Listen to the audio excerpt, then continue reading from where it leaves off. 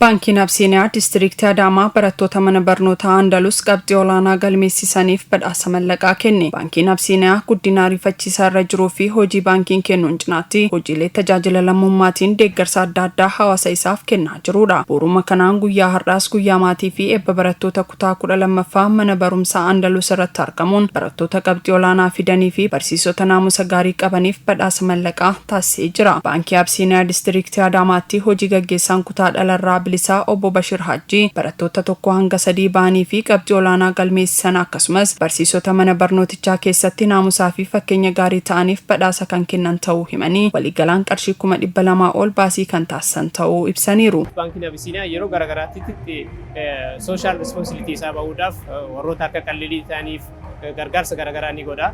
Kanumaan sababeeffachuudhaan nullee naannoo maallaqa 200tti dhiyaatu barattootaaf fi barsiistota akka mana barumsaatti wanni guddaa qaban ni badhaasna jechuudha.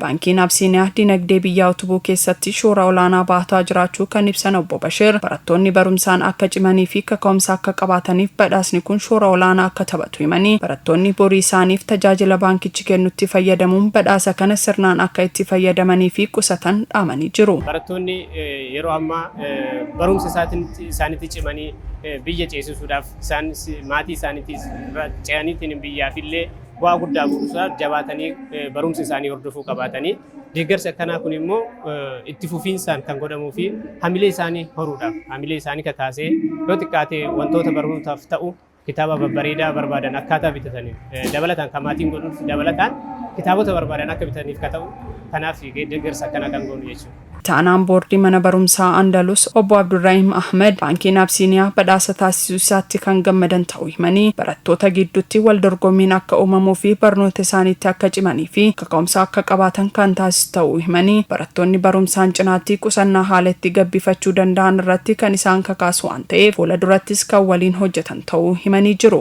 ይሄ የዛሬ የመጀመሪያችን አይደለም ከባለፈው ዓመት ጀምሮ አጋራችን ደጋፊያችን ሆነው እየቀጠሉ ያለበት ሁኔታ ነው ያለው። በተማሪዎቻችን ውጤታማነት ላይም ትልቅ ተነሳሽነት የፈጠረ ሽልማት ነው እያደረጉልን ያለው። ለሚያደርጉልን ነገር ሁሉ እናመሰግናለን።